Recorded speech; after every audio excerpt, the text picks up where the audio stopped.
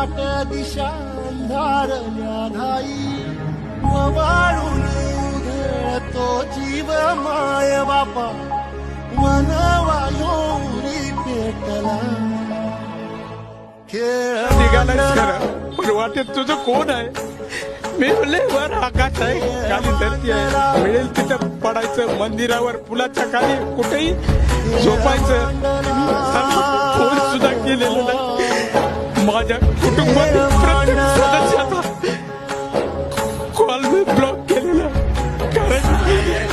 लढत असताना कुठेतरी खंड पडू पण आमचं दुःख व्यथा समजून घेणार आहे